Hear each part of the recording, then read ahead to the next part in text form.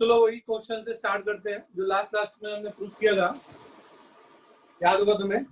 इसी क्वेश्चन को हमने लास्ट क्लास में एलएमबीटी से प्रूफ किया था। tan x greater than equal to greater than x, zero include नहीं है, tan x greater than x for all x belongs to 0 to π/2, ठीक है ना। तो जब एक क्वेश्चन जब समझ जाओगे ना, तो जो अप्रोच यहाँ लगाएंगे सारे क्वेश्चंस में ऑलमोस्ट यही अप्रोच हम लोग लगाते ही आते हैं, ठीक है ना। कंसेप्ट ये होता है कि क्या करो कि जो भी इनइक्वालिटी प्रूफ करना हो ना, उन सबको एक तरफ लेके आओ, ठीक है ना। एलएचएस में ले आओ या आरएचएस में ले आओ, जो तुम्हें कंफर्टेबल होगे दोनों में लेके आ सकते हो, उससे फर्क नहीं पड़ेगा, ठीक है। तो मान लो हमने इधर लेके आना है, ठीक है। तो अगर जब इसको इधर लेके आओगे तो क्या बनेगा, ये tan x minus x greater than 0। यानी हमें क्या प्रूफ करना है, हमें ये प्रूफ करना है कि tan x माइनस एक्स जो होगा वो tan x माइनस एक्स जो होगा वो 0 से बड़ा होगा और एवरी x बिलोंग्स टू 0 से π/2। तो हमें ये प्रूफ करना है, ठीक है ना। तो जैसे पूरे के पूरे फंक्शन को एलएचएस आरएचएस जो तुम्हें कंफर्टेबल लगे दोनों में लेके आ सकते हो, ठीक है, चाहे जिस तरफ लेके जाओ। मान लो हमने एक तरफ लेके आया, अब जब एक तरफ लेके आओगे ना, तो उस कंप्लीट फंक्शन को क्या मान लेना, एफ एक्स मान लेना। यानी let f x equal to tan x minus x, ठीक है।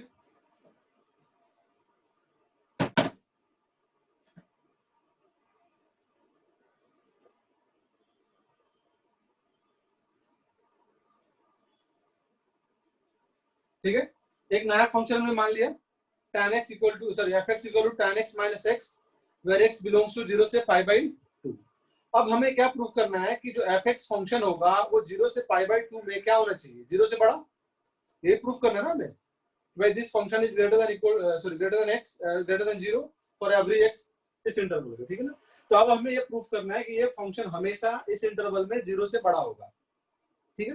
अब नेक्स्ट अप्रोच क्या होता है हमें कि हमें क्या पता करना है कि इस फंक्शन का नेचर ऑफ मोनोटोनिसिटी, यानी इस इंटरवल में फंक्शन इंक्रीजिंग है या डिक्रीजिंग है या मैक्सिमम मिनिमम कहीं कहीं कंसेप्ट उससे भी लगता है। यानी बेसिकली हमें डेरिवेटिव निकाल के उसके नेचर को देखना है, ठीक है। देखो ध्यान देना, जब डेरिवेटिव इसका निकालेंगे हम लोग एफ डैश एक्स, तो ये क्या होगा, सेक स्क्वायर एक्स माइनस 1, ये होगा sec square x minus 1, tan का सेक स्क्वायर हो गया, x का 1 आ गया। सेक के बारे में क्या है भाई, सेक तो हमेशा 1 से बड़ा या -1 से छोटा होता है, यही होगा ना। लेकिन स्क्वायर है तो हमेशा 1 से बड़ा होगा, तो ये 1 से बड़ा होगा। फिर वही बात, इक्वालिटी नहीं आएगा, क्यों, क्योंकि 0 हमारे पास नहीं है, तो स्ट्रिक्टली ग्रेटर देन 1 होगा। अब इसमें पूरे में -1 किया तुमने, तो पूरे में जब -1 करोगे तो 1 - 1 क्या हो जाएगा, ग्रेटर देन 0। यानी यहां से आ गया, ये तो है कि जो डेरिवेटिव ऑफ फंक्शन है इज ग्रेटर देन 0 हो जाएगा, किस इंटरवल में, इस इंटरवल में। अब ये ऑब्वियस बात है कि किसी भी फंक्शन का डेरिवेटिव अगर पॉजिटिव है, ग्रेटर देन 0 है, तो इसका नेचर क्या होगा, since f dash x greater than 0 hence fx कैसा फंक्शन होगा, fx is strictly increasing function, ये होगा। डेरिवेटिव पॉजिटिव है तो फंक्शन कैसा हो जाएगा भाई, स्ट्रिक्टली इंक्रीजिंग हो जाएगा, ठीक है ना। अब अगर स्ट्रिक्टली इंक्रीजिंग है, ध्यान देना, अगर फंक्शन मान लो ऐसा इंक्रीज करते जा रहा है, तो फंक्शन को लेना कहां से, हमें 0 से π/2 के बीच में लेना है, ये तो लेना। फंक्शन का नेचर चाहे जैसा भी रहे इस फंक्शन का, बस 0 से π/2 में, 0 से π/2 में फंक्शन का नेचर कैसा आएगा, इंक्रीजिंग आएगा। तो अगर कोई पूछे, ध्यान देना, यही मेन पार्ट है। इसके बाद अगर कोई पूछे कि अगर x 0 से π/2 के बीच में है, उस कंडीशन में fx का मिनिमम वैल्यू कहां पर आएगा। अगर x 0 से π/2 के बीच में अगर एग्जिस्ट कर रहा है, तो उस केस में fx का मिनिमम वैल्यू कौन से पॉइंट पे एग्जिस्ट करेगा, तो ऑब्वियस बात है 0 पे, क्योंकि फंक्शन का नेचर इंक्रीजिंग है। तो फंक्शन अगर इंक्रीजिंग है तो जो स्टार्टिंग पॉइंट है वहीं पे मिनिमम आ जाएगा ना। अगर फंक्शन इंक्रीज करते जा रहा है तो लास्ट पॉइंट पे एकदम एक्सट्रीम मैक्सिमम आएगा, और जो स्टार्टिंग पॉइंट है वो एब्सोल्यूट मिनिमम आएगा या लिस्ट वैल्यू आएगा। तो क्या हम लोग ये लिख सकते हैं क्या कि since fx greater than strictly increasing है, तो जो fx का वैल्यू होगा वो हमेशा f0 से बड़ा होगा फॉर एवरी x 0 से π/2। ये क्या लिख सकते हैं हम लोग, समझो बताओ भाई। x तुम 0 से आगे कोई भी नंबर लो, x π/3 लो, π/4 लो, π/12 लो, π/18 लो, जो मर्जी हो ले लो। अगर x 0 से बड़ा है और π/2 से कम है, तो उस केस में जो fx का आउटपुट आएगा वो हमेशा f0 से क्या होगा, बड़ा होगा। देखो ना, x तुम यहाँ ले लो, यहाँ ले लो, यहाँ ले लो, कहीं ले लो, अगर x 0 से π/2 के बीच में कोई भी नंबर लोगे तो उसका कोरस्पॉन्डिंग वैल्यू इससे तो बड़ा ही होगा ना यार। अगर उससे बड़ा होगा तो हम एकदम सही लिखा है कि fx का वैल्यू हर हमेशा f0 से बड़ा होना चाहिए। समझ रहे हो ना? अगर बड़ा होना चाहिए तो ठीक बात है। fx तो खुद वही फंक्शन है tan x minus x. f0 कितना आएगा देखो, अगर f0 डालोगे तो tan 0 माइनस 0, f0 का निकाले हम लोग तो tan 0 माइनस 0 क्या होगा, 0 ही होगा ना, ये तो 0 हो गया। यानी क्या आ गया, tan x minus x greater than 0, तो यहाँ से क्या आ जाएगा, tan x greater than x। और ये हमें क्या करना था, प्रूफ करना था।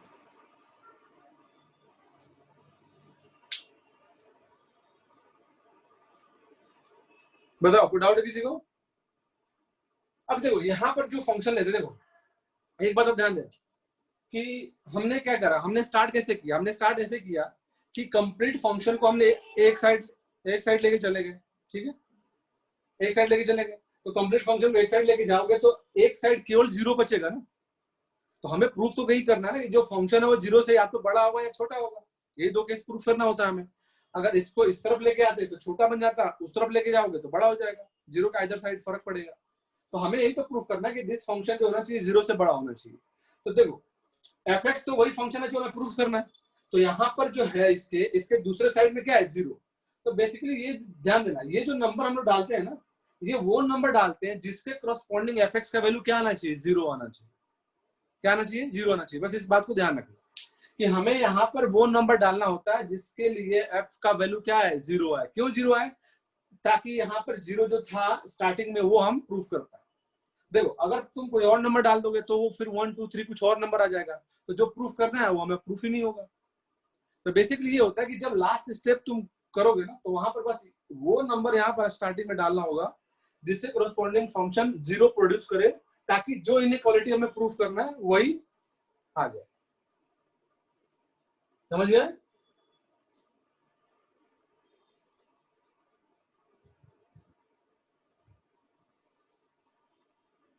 कोई डाउट किसी को?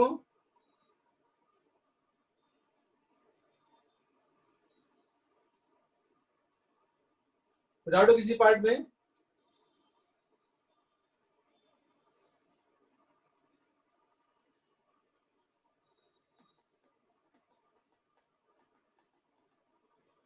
जेई में थोड़ा कम आता है इसका वेटेज क्योंकि प्रूफिंग है, लेकिन फिर भी कभी कभी ऑप्शन बना के दे सकता है कि this function is greater than 0, less than 0, something like that.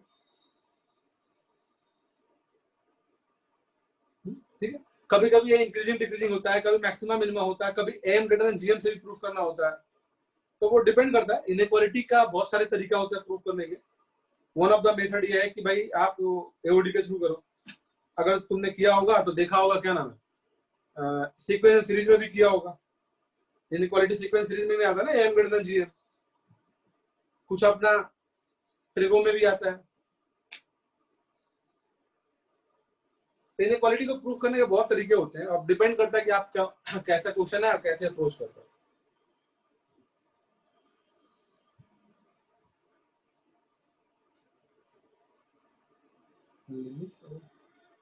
JEE में लिमिट्स और का इंटीग्रेशन कंबाइंड नहीं आता, वो इंटीग्रेशन में एक पार्ट होता है लेबनिज थ्योरम, जो आगे करेंगे हम लोग, उसमें लिमिट होता है। ठीक है, तो आगे करेंगे, वो इंटीग्रेशन में आएगा ना, लिमिट अपना इंटीग्रेशन के साथ मर्ज होते हैं।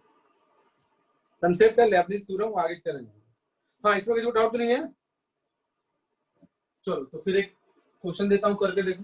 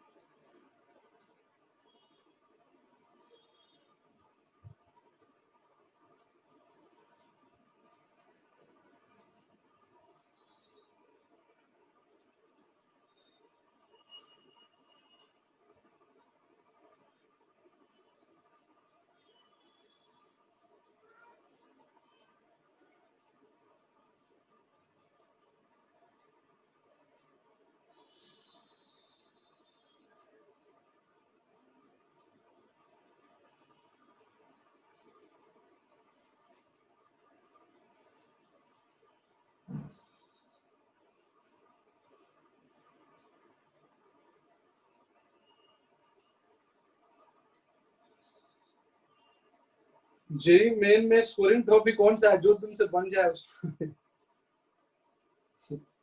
जो बन जाए स्कोरिंग।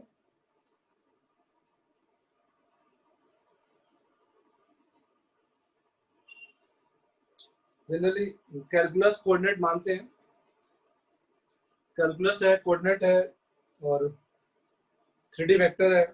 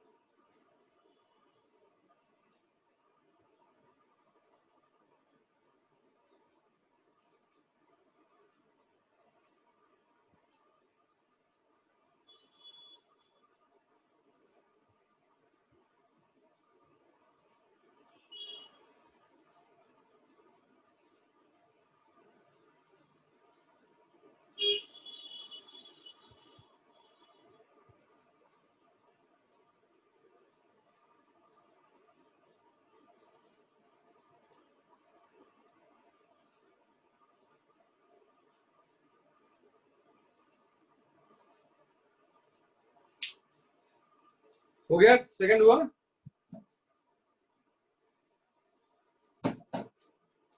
सेम वही है, sin x माइनस एक्स मान लिया,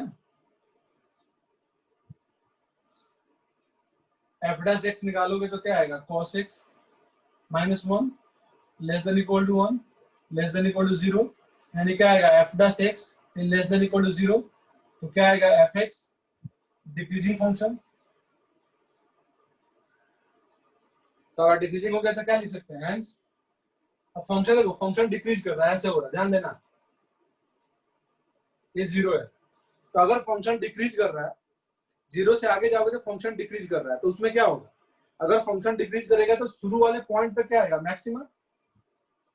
यही तो हुआ, फंक्शन डिक्रीज करेगा तो स्टार्टिंग पॉइंट में मिनिमम आएगा, सॉरी इंक्रीज करेगा तो फंक्शन इंक्रीज करेगा तो स्टार्टिंग पॉइंट में मिनिमम आ गया, फंक्शन डिक्रीज करेगा तो स्टार्टिंग पॉइंट में मैक्सिमम आ जाएगा। तो क्या लिखेंगे कि एफ ऑफ एक्स जो होगा वो हमेशा less than equal to f zero होगा।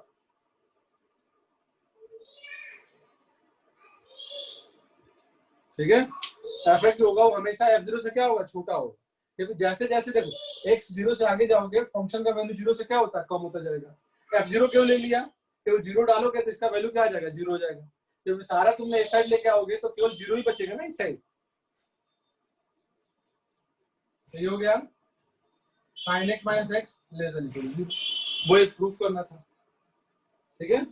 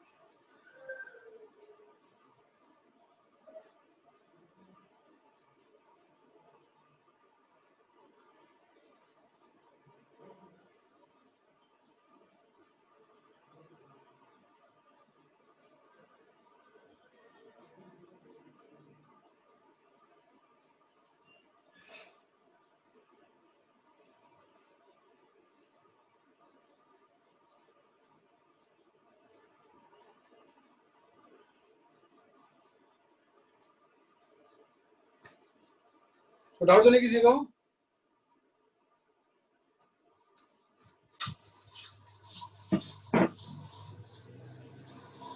चलो करो जल्दी जल्दी दो फट से।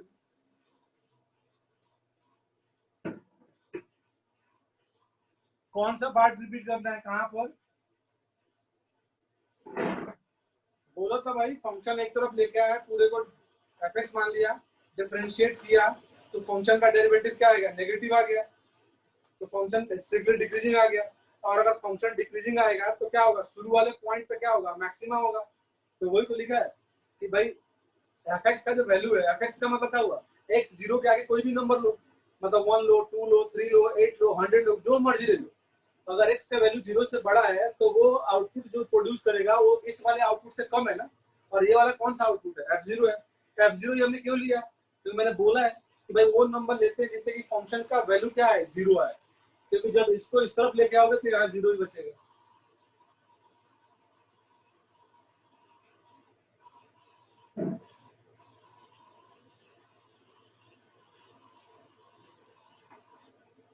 ठीक है, चलो करो जल्दी कर, थर्ड फोर्थ करो जल्दी। हो गया, क्लियर हुआ डाउट?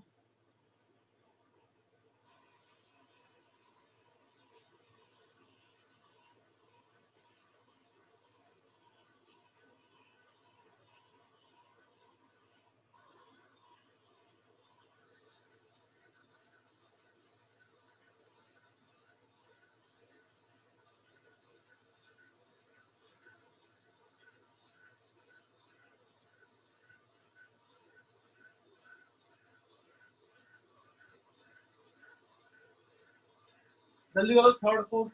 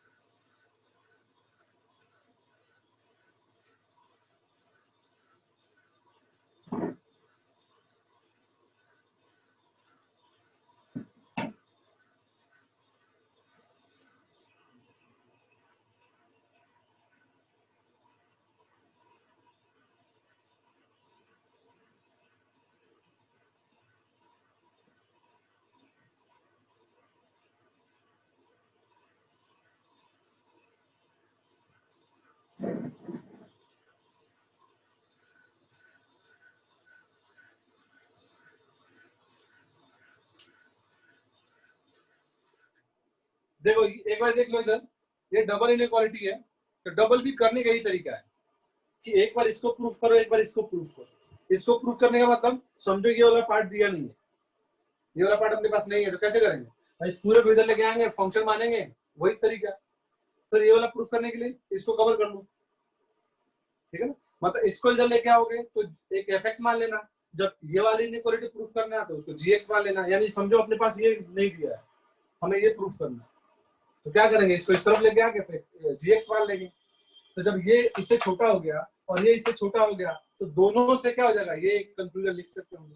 यानी डबल इनइक्वालिटी को दो अलग अलग पार्ट में ब्रेक करते हैं, सिंगल दो अलग बन जाएगा, एक ये वाला पार्ट और एक ये वाला पार्ट। ये वाला लेंगे तब इसको मिस समझो नहीं है, और ये वाला जब लेंगे तो समझो इधर वाला पार्ट नहीं है। ठीक है, जल्दी जल्दी करो।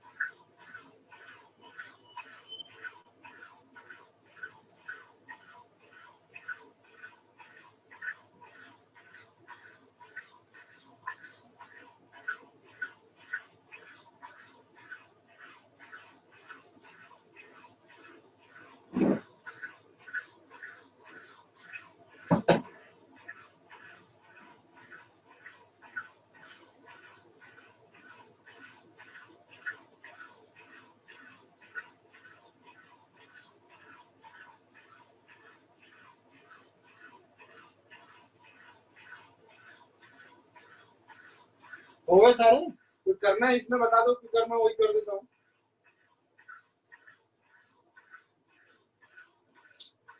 इसमें किसी पार्ट में डाउट हो तो बताओ, मैं कर दूंगा।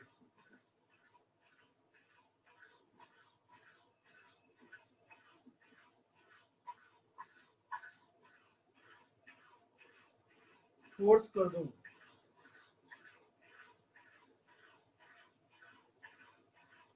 अभी देख, कोई थर्ड बोल रहा है, कोई फोर्थ बोल रहा है, कोई फिफ्थ बोल रहा है।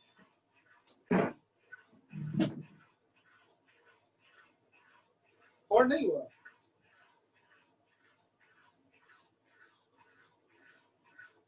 थर्ड में आर प्लस हुआ, आर प्लस।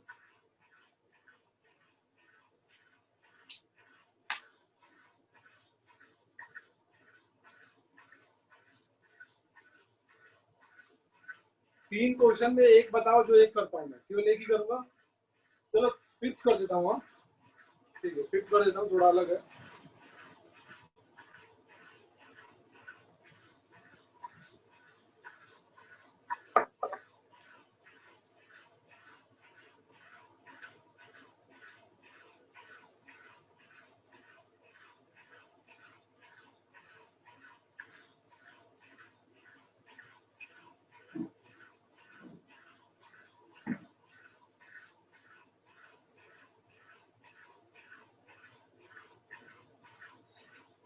ठीक है, एक ये फंक्शन हो जाएगा। दूसरा क्या हो जाएगा? दूसरा हो जाएगा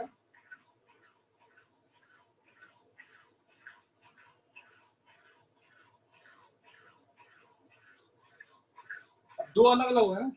इस वाले को fx मान लिया, इस वाले को gx मान लिया। अब जैसे मान लो ये करना, तो इसको डिफरेंशिएट करो, यानी g डैश x कितना आएगा? g dash x 1 upon 1 plus x upon x।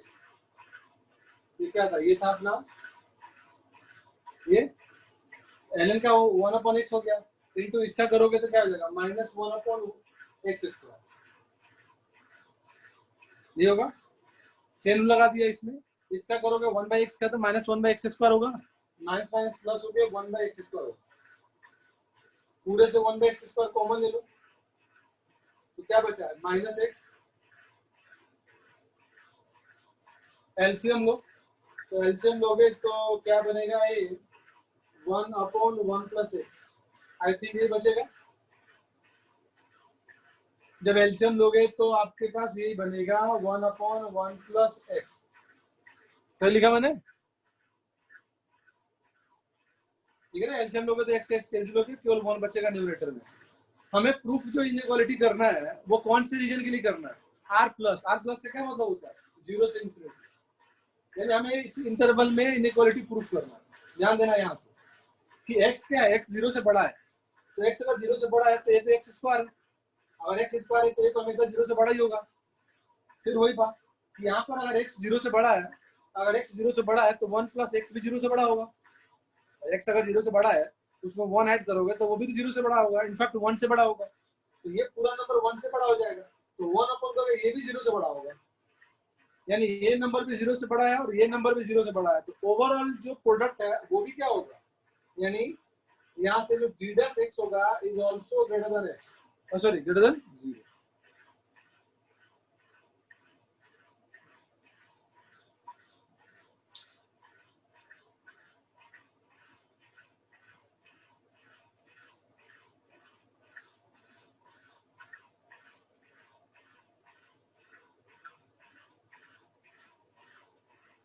समझा?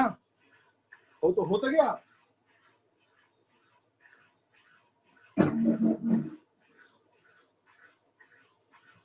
हो जाएगा ना आपको? अच्छा देखो, अब ये हो गया। देखो फंक्शन क्या हो गया? g के बारे में करो, तो अगर ग्रेटर है तो फंक्शन इंक्रीजिंग होगा।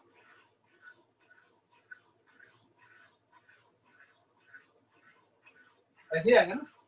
हमने x जो लिया है, x जो लिया है हमने, क्या लिया है? ये लिया। तो x अगर जीरो से इन्फिनिटी हमने ले रखा है इंटरवल, तो उसमें क्या होगा भाई? पॉजिटिव आ गया तो फंक्शन का नेचर इंक्रीजिंग होगा, यानी उसके जीरो पे मिनिमा आएगा, इन्फिनिटी पे मैक्सिमा आएगा और बीच में कहीं एक्स होगा। ध्यान रखना, हमें प्रूफ क्या करना? देखो आइडिया यहाँ से लगता है कि हमें इनइक्वालिटी लेस देन प्रूफ करना है या ग्रेटर देन प्रूफ करना है।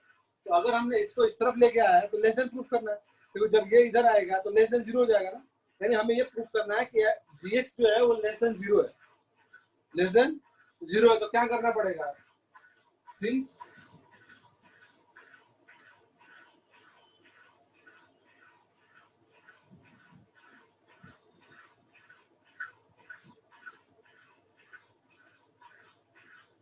g of x is strictly increasing function, तो gx क्या हो जाएगा less than g infinity, by infinity को उसका मैक्सिमा आएगा क्योंकि फंक्शन इंक्रीज कर रहा है। तो गया gx तो वही बन गया।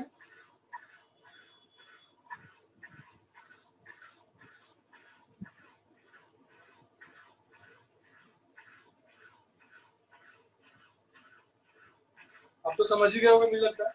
1 बाय इंफिनिटी 0 हो गया, 1 बाय इंफिनिटी 0, अंदर क्या बचा 1 प्लस 0 यानी 1 बचा, ln 1 क्या हो जाएगा 0, ये भी 0, ये भी 0, यानी क्या प्रूफ करना है this function is less than 0 हो गया।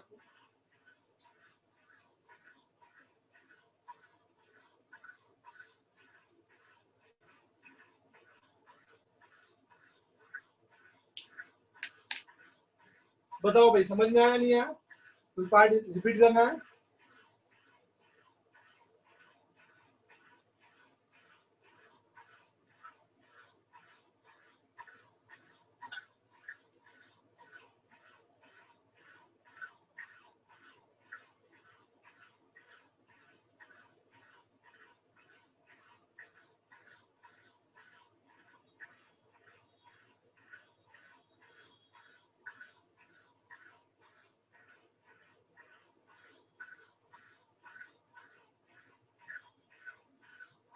हाँ ऐसे ही fx पे करना है।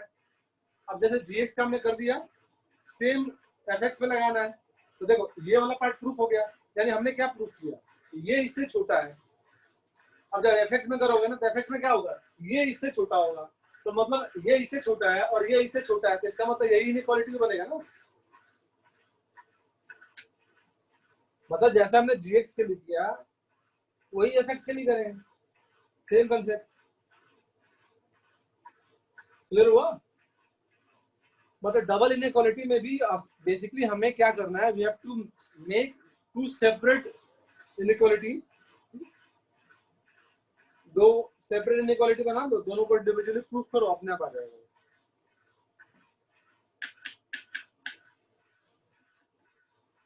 हो गया, कोई डाउट है किसी को, एनीबॉडी?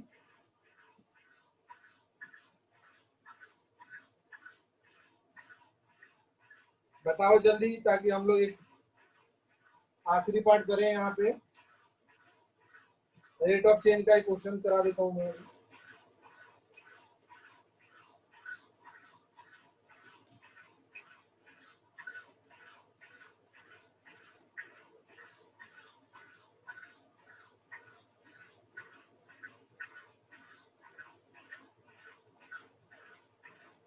देख लो भाई, देख लो, कोई डाउट हो तो पूछ लो। हाँ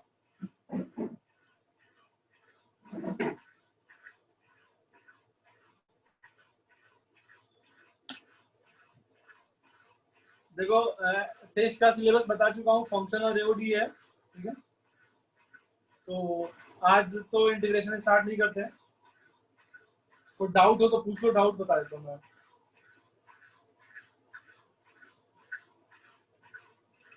तो डाउट किसी को है तो फिर वो डाउट ही क्लियर कर लेते हैं।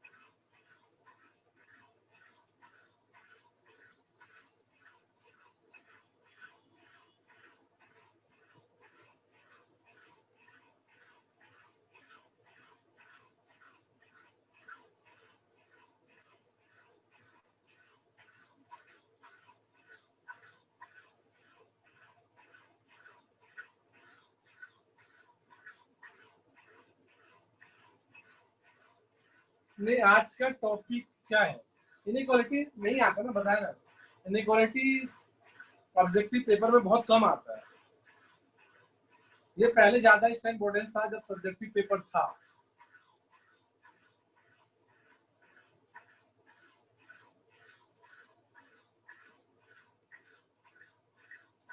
आज का टॉपिक नहीं आएगा।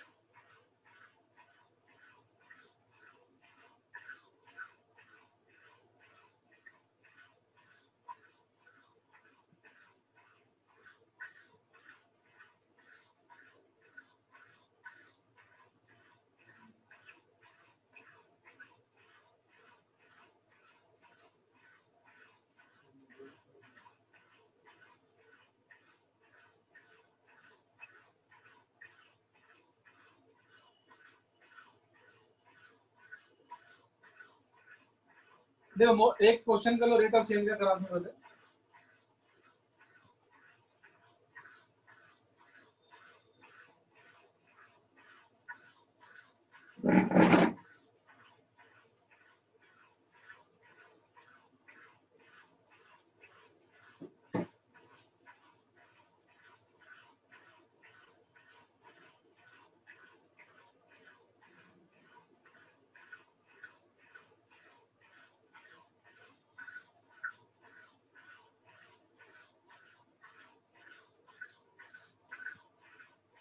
If the area of a circle increases at a uniform rate, then prove that the rate of increase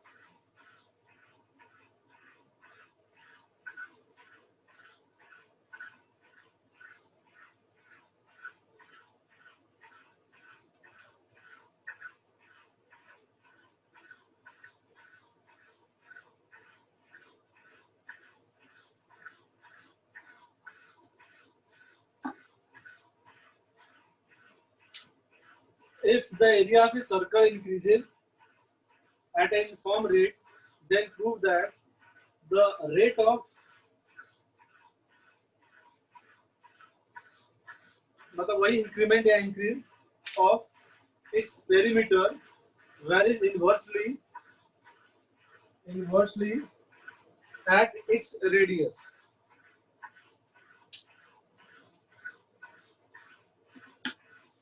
Inversely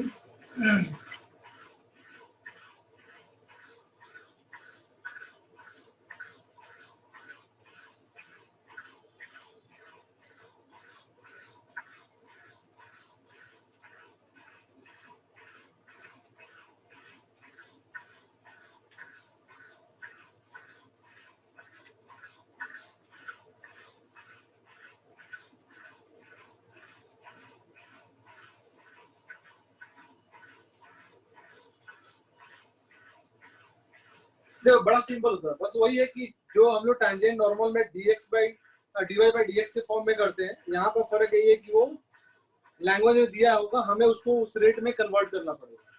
तो उसने बोला कि इसका जो सर्कल है उसका रेडियस जो है, तो सॉरी एरिया है, वो यूनिफॉर्म रेट से बढ़ रहा है। तो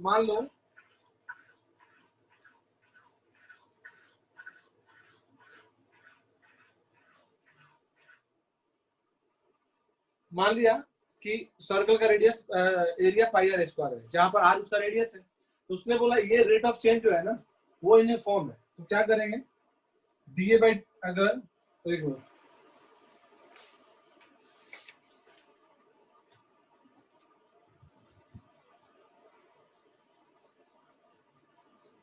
डीए बाई डी टी निकालोगे तो क्या आएगा, ये dA by d t pi r square, pi constant है, बाहर आ जाएगा, आर स्क्वायर। अब ये क्या होगा, पाई 2r dr बाई dt, और ये क्या है, कांस्टेंट दिया हुआ है, ये दिया ना कि भाई जो रेट ऑफ चेंज है वो कांस्टेंट है, तो इसको कांस्टेंट मान लिया। मान लो कांस्टेंट है, उसको मान लो की, तो ये पूरा नंबर किसके इक्वल हो गया, के के इक्वल हो गया, यानी 2 pi r into d r by d t is equal to k, जहां पर के कोई कांस्टेंट नंबर है और वो गिवन है। क्यों गिवन है, क्योंकि उसने बोला है कि कांस्टेंट है रेट ऑफ चेंज। तो हमें ये प्रूफ करना है कि जो पैरामीटर का जो रेट ऑफ चेंज आएगा वो रेडियस के इनवर्सली प्रोपोर्शनल होगा। ठीक बात है, पी निकाल लेते हैं। मान लिया पी इसका पेरीमीटर हो गया 2 पाई आर, ठीक।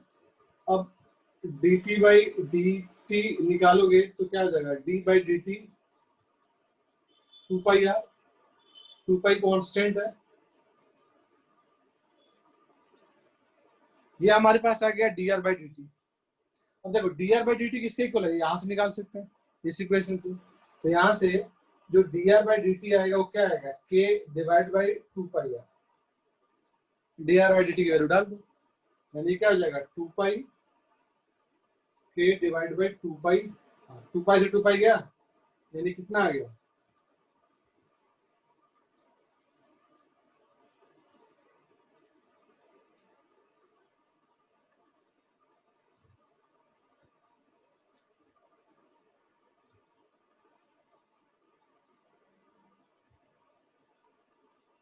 ये तो हुआ k बाई 2r आ गया। तो इसका मतलब k बाई r होगा, k तो कांस्टेंट है, तो क्या होगा dp by dt is inversely proportional to r या 1 बाई r।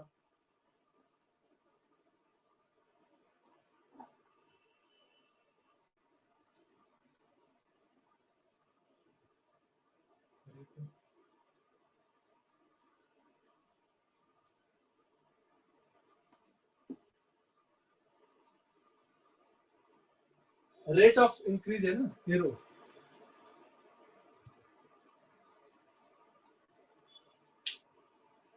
इंक्रीमेंट है ना। देखो इंक्रीमेंट और डिक्रीमेंट किस बात से हम लोग कंक्लूड करते हैं कि कहीं तुमने मान लो, ध्यान में एक बार समझ लो ये कंसेप्ट, वन लाइनर है कि देखो कहीं लिखा हो d a by d t is equal to r, और एक जगह लिखा है d a by d t equal to minus r. दोनों में फर्क क्या है, फर्क यही है कि देखो अगर इसका साइन पॉजिटिव है तो इसका मतलब ये इंक्रीज कर रहा है, अगर इसका साइन नेगेटिव है तो उसका मतलब क्या होगा, डिक्रीज कर रहा है। कहीं भी डी कोई भी लगा लो, माइनस का मतलब क्या होगा, कम होगा ना यार वो। ये अगर बढ़ाओगे, देखो आर बढ़ेगा तो नेट में उसका रिजल्ट तो कम होगा ना, तो आर बढ़ने के साथ वो क्या होगा, कम होता जाएगा, तो उसको क्या बोलेंगे, रेट ऑफ डिक्रीमेंट या डिक्रीज हो रहा है। अगर पॉजिटिव है तो उसको क्या बोलेंगे, इंक्रीमेंट।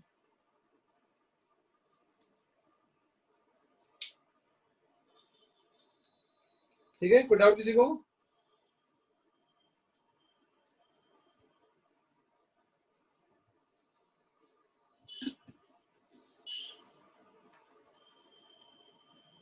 कर लोगे ना, मतलब इसमें बस लैंग्वेज वाला क्वेश्चन है, बस फर्क यही है।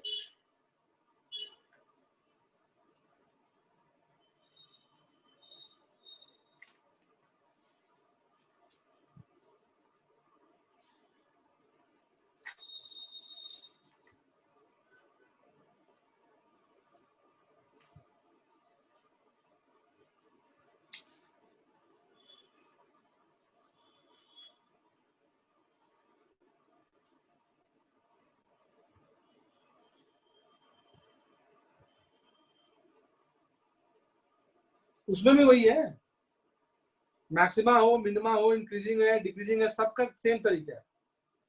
बस हमने क्या किया था कि हमने लैंग्वेज के फॉर्म में नहीं, लैंग्वेज में क्या होगा, क्वेश्चन दिया होगा, पहले उसको मान लो फंक्शन में, जैसे मान लो इसी को बोलो इसका मैक्सिमम मिनिमम बताओ, तो वही बात है d a by d T तो निकालना है, d a by D R निकालना पड़ेगा। फिर मॉड्यूल में टैंजेंट एक्सरसाइज 1 का क्वेश्चन 2 टैंजेंट के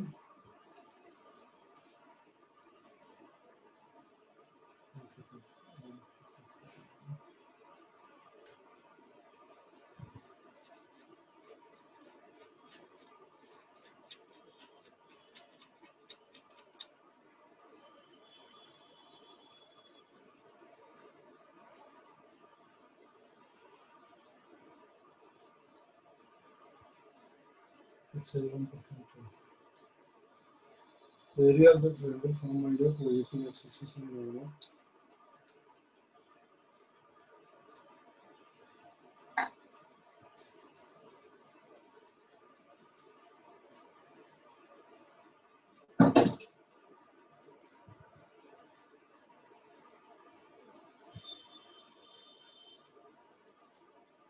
Tangent और normal exercise 1 क्वेश्चन नंबर 2 में दे रखा है the area of the triangle formed by positive x-axis normal and the tangent to the circle at 1, √3.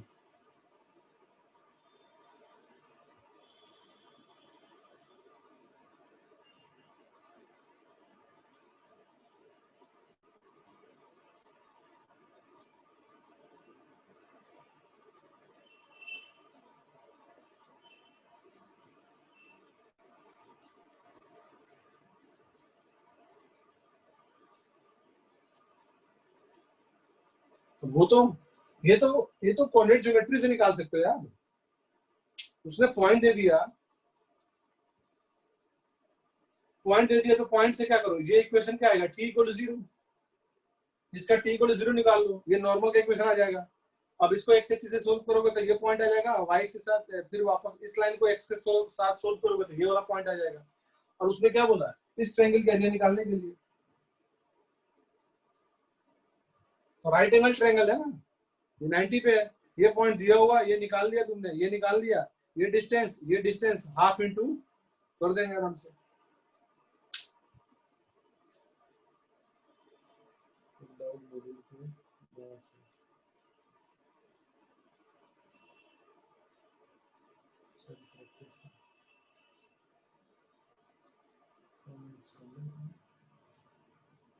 Question 1 3 1 2 self practice का कैसे होगा? पेज नंबर बताओ कौन सा है सेल्फ प्रैक्टिस में, वो पेज नंबर बताओ। एक्सरसाइज 2 टेंजेंट का क्वेश्चन नंबर 2, एक्सरसाइज 2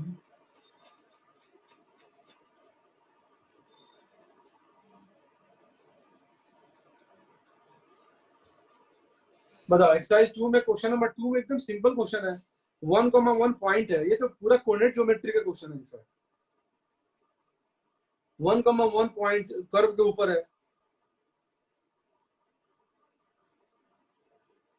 वो ऐसे है देखो,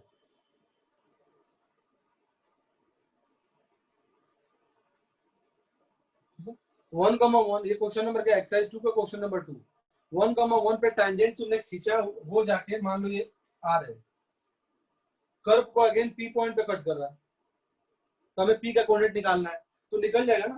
ये देखो पी का क्या मान लो, पी का पॉइंट मान लो कर्व के रिस्पेक्ट में, यानी अगर इसमें ऐसे मान लो,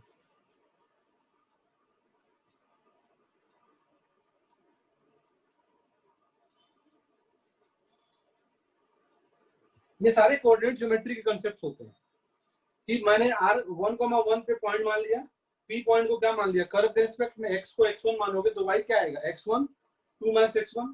अब हमें क्या करना है, पी पे जो टेंजेंट हमने ड्रॉप किया वो सॉरी आर पे जो टेंजेंट बना रहे हैं वो पी पे कट कर रहा है, तो क्या कंसेप्ट ये लगाना है कि slope of tangent at r equal to slope of p r. P r line का स्लोप कैसे आएगा, y2 - y1 upon x2 - x1, ये आ जाएगा पी आर का स्लोप। और ये टेंजेंट का स्लोप कैसे आएगा, कर्व का dy/dx निकालो, 1,1 सेटिस्फाई कराओ तो वहां से ये वाला पार्ट आएगा, दोनों को इक्वेट करोगे तो x1 आ जाएगा।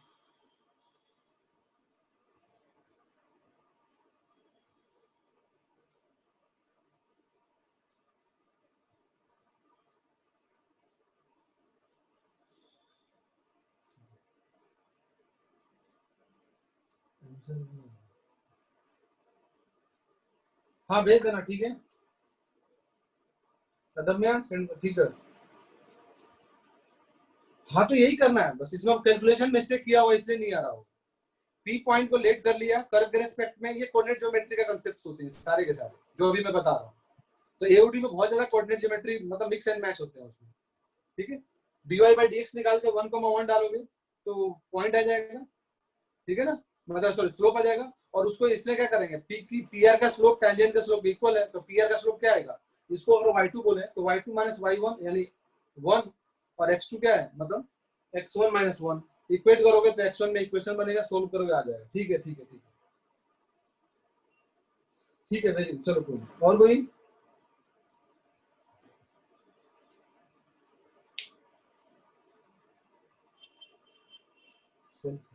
पेज नंबर 148 कहाँ है, 155 51 48 का क्वेश्चन नंबर 1 2 3 4 5 क्या पूछे, तो मॉड्यूल में सेल्फ प्रैक्टिस का क्वेश्चन 1 2 सारा पूछेगा और 1 से 5 तक कोई नहीं बोल रहा है। Find the slope and normal, कैसे काम चलेगा। सेल्फ प्रैक्टिस प्रॉब्लम है, सिंपल क्वेश्चन है, ठीक है। नॉर्मल का स्लोप निकालना, कर्व दे रखा है भाई, तो कर्व में अगर नॉर्मल का स्लोप निकालना है तो कैसे निकालते हैं, टेंजेंट का स्लोप निकालो। Curve is given in parametric form, तो भाई dx by d थीटा निकालो, dy by d थीटा निकालो, दोनों को डिवाइड करो तो वहां से हमारा स्लोप आ जाएगा, थीटा को पाई बाय 2 डाल दो तो टेंजेंट का स्लोप आएगा, माइनस से 1/m कर दोगे तो नॉर्मल का स्लोप आ जाएगा। तो सारा वही क्वेश्चन है, सेल्फ प्रैक्टिस वाला सारा क्वेश्चन मैंने क्लास में करा रखा है इसी टाइप के। टेंजेंट का इक्वेशन लिखना है, नॉर्मल का इक्वेशन लिखना है, पहले क्लास में कराया था, तूने नहीं किया था क्या, क्लास मिस कर दिया था क्या तूने टेंजेंट नॉर्मल का।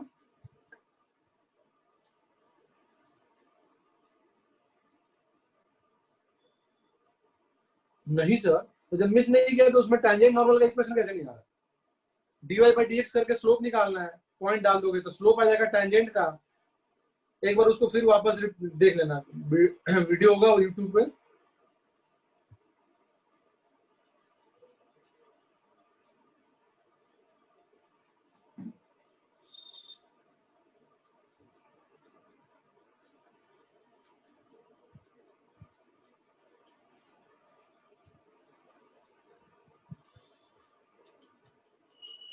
हाँ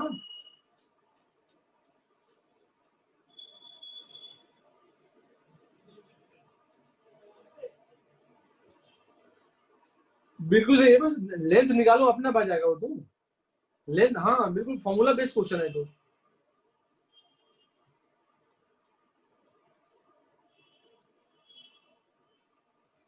देखो ये जो है ना क्वेश्चन जो भी है, ये सारे के सारे कोऑर्डिनेट ज्योमेट्री के थ्रू ही सोल्व करो होगा फिर।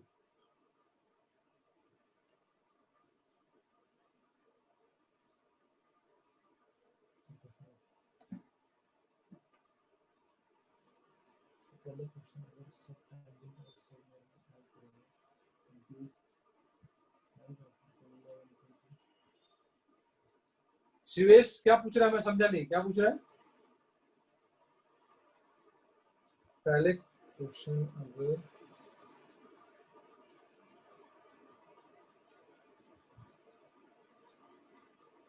अनम्यूट कर दूं,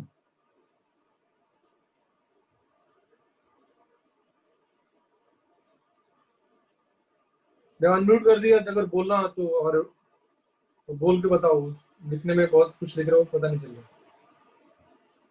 3 and 5 तरह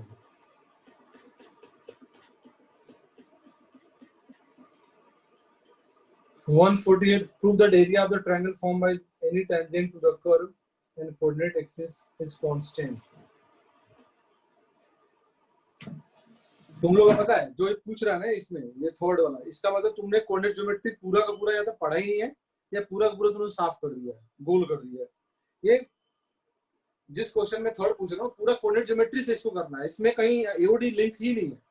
टैंजेंट ड्रॉप करो, उस टैंजेंट का कोऑर्डिनेट एक्सिस के साथ जो एरिया बनेगा उसको कांस्टेंट बताना है, तो ये इससे थोड़े प्रूव करेंगे। वो रेक्टेंगुलर हाइपरबोला है, रेक्टेंगुलर हाइपरबोला का टैंजेंट का इक्वेशन लिखो। देखो मैथ में अगर कोऑर्डिनेट ज्योमेट्री नहीं आता, कोऑर्डिनेट ज्योमेट्री नहीं आता, कैलकुलस नहीं आता, और 3D एंड वेक्टर नहीं आता, यही स्कोरिंग होते हैं, इन्हीं में से नंबर आते हैं। अगर इनमें से कोई टॉपिक अगर वीक है तो उसको स्ट्रॉन्ग करो, अदरवाइज बहुत मुश्किल होगा।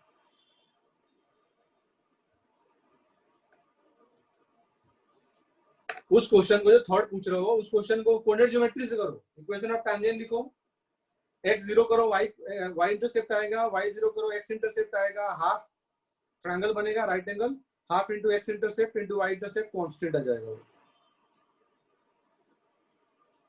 उड़ा दिया।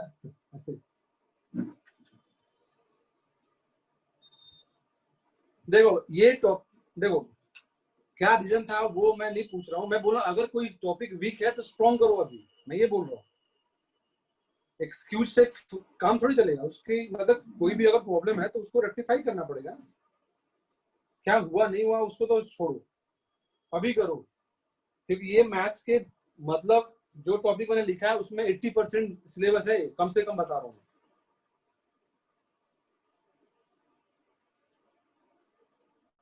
इसके मतलब अलजेब्रा थोड़ा सा टफ होता है। Question number 132 example 21।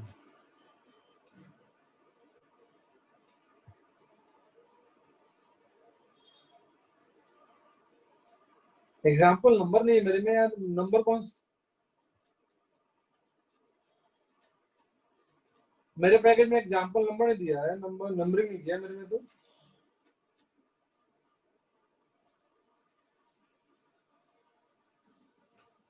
क्वेश्चन अच्छा पेज नंबर 132 में।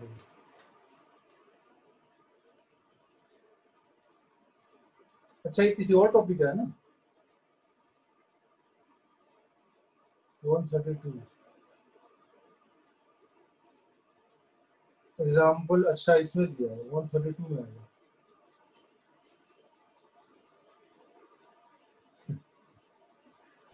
देखो तुम जानबूझ के ये मैंने जब बताया ना इनवर्स डेरिवेटिव और इनवर्स फंक्शन उसी बेसिस पे है कि एफ एक्स और जी एक्स एक दूसरे क्या इनवर्स है, तो जी डैश वाई और g double dash y in terms of derivative of f निकालना है।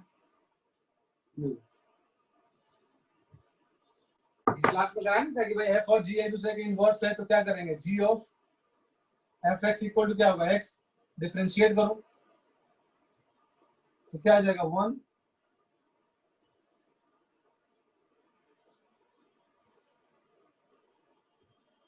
तो 1 अपॉन एफ डैश एक्स, और इसी के बारे में वाई बोला था ना, चिल्ला चिल्ला कितनी बार मैंने बोला था कि ये वाई होता है, तो जी डैश वाई तो आ तो गया, ये 1 अपॉन एफ डैश एक्स आ गया।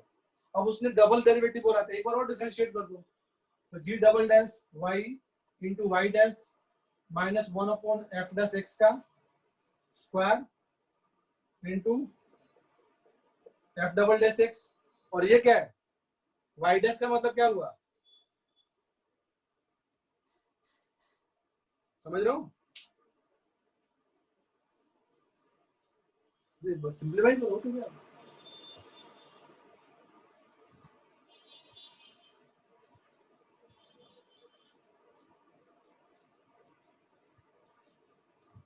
तो और कोई डाउट है किसी को,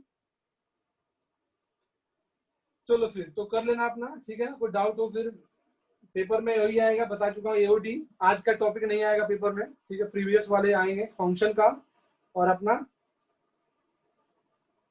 ठीक है, फंक्शन का आएगा और दूसरा एओडी का आएगा, ठीक है। फंक्शन एक बार रिवाइज कर लेना, फंक्शन मैं इसलिए दे रहा हूँ कि भूल गए होगे तुम लोग, तो फंक्शन के कम से कम मैं 10 क्वेश्चन डालूंगा, ध्यान रखना इस बात का, ठीक है ना। चलो ठीक है, मिलते हैं नेक्स्ट वीक, और नेक्स्ट वीक इंटीग्रेशन स्टार्ट करेंगे पहले क्लास में, ठीक है, चलो ओके।